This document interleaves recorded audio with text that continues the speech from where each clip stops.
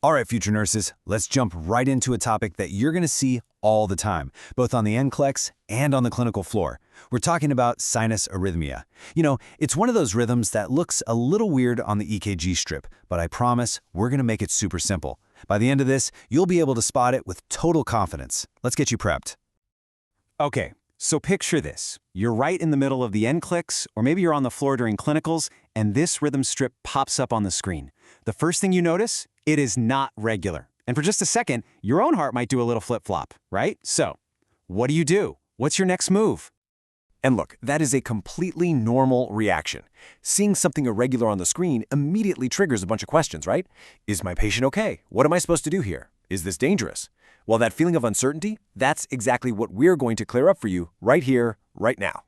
So how do we get past that confusion? The key is having a solid system. I'm talking about a repeatable process that you can use on any EKG rhythm strip. It's what turns that initial moment of panic into, okay, I got this. Let's walk through that system together. And here it is, the most important, the absolute golden rule for the NCLEX and for your entire nursing career. Before you even think about analyzing that strip, you check your patient first. Always. Are they stable? Do they have any symptoms? Remember, the monitor is just a tool. The patient is always your #1 priority. Okay, so once you know your patient is stable, now you can turn your attention to the EKG strip and use our system. It's a 6-step process. We're going to look at regularity, then the rate, then we'll assess the P waves, calculate the PR interval, then the QRS interval, and finally, we'll check out the ST segment. Doing it in this order every single time is how you build that muscle memory and make sure you never miss a thing. Now, before we can really dig into what's irregular, we've got to be absolutely rock solid on what's considered regular. And for that, we need to talk about normal sinus rhythm, or NSR. Think of this as our gold standard, our baseline. It's the rhythm that we compare everything else against. Okay, take a good look at this strip right here. This is normal sinus rhythm. See how the spacing between those tall peaks, the R waves, is just perfect? It's like a metronome, just tick, tick, tick, perfectly consistent. And every single complex looks just like the one that came before it. This is our textbook example of a perfect rhythm. So let's just quickly break down the official rules for normal sinus rhythm. The rhythm, it's regular. The rate, it's got to be between 60 and 100 beats per minute. P waves, yep, you got one, it's upright, and it's right before every single QRS complex. And those intervals, the PR and the QRS, they're within their nice normal time limits. If all those boxes are checked, you got yourself an NSR. All right, so now that we've got our perfect rhythm locked in our minds, let's bring in sinus arrhythmia and see exactly what makes it different. It's time for the main event. The clues are really right there in the name itself. It's a sinus rhythm, which tells us it's starting where it's supposed to in the SA node. But it's an arrhythmia, which just means it isn't regular. And the specific way it's irregular is that the time between each heartbeat, what we call the R to R interval, it varies. It's not consistent. Okay, now look at this chart and compare it in your head to the one we just saw for normal sinus rhythm. It's like one of those spot the difference games, right? The rate, it's the same, 60 to 100. P waves, still there, still 1 for every QRS. The PR and QRS intervals, still totally normal. The only thing that's different, literally the only thing, is that very first line. The rhythm is now irregular. That's the whole story. So that's the big question, isn't it? If everything else about the rhythm looks perfect, why on earth is it irregular? And this, my friends, is where sinus arrhythmia gets really, really interesting. This is the part that might just surprise you. Because, and this is a bit of a mind bender, this particular arrhythmia, it's not a sign that something is wrong. In fact, most of the time, it's a sign that things are going very, very right. I mean, listen to this quote. It says it all perfectly. While it may seem odd to call an abnormal heart rhythm a sign of a healthy heart, this is actually the case with sinus arrhythmia. Let that sink in for a second. An irregular rhythm, that's a good thing.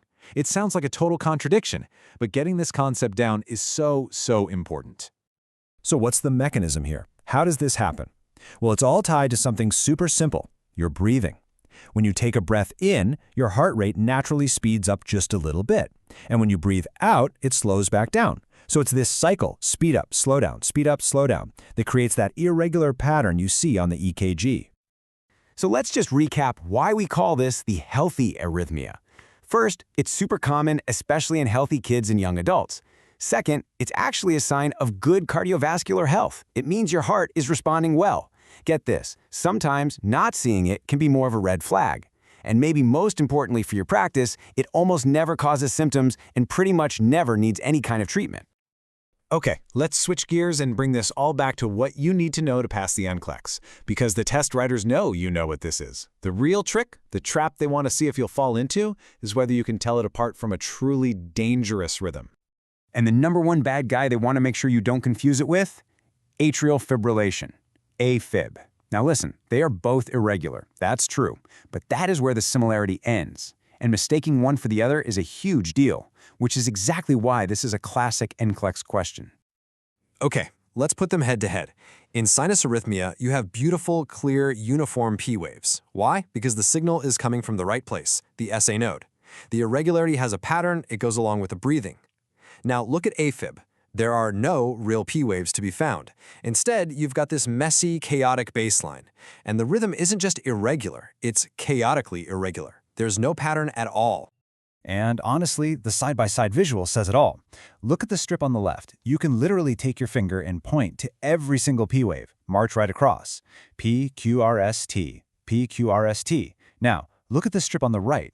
Try to find one clear P wave, just one. You can't.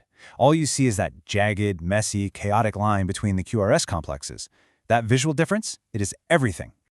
So if you're going to remember one single thing for the NCLEX from this entire explainer, let it be this. The P wave is your most reliable clue. It's your best friend. When you see an irregular rhythm, your first job is to go on a hunt for P waves. If you can find a nice, consistent P wave before every QRS, you're in sinus territory. If there are no P waves, well, then it simply cannot be a sinus rhythm. It really is that simple.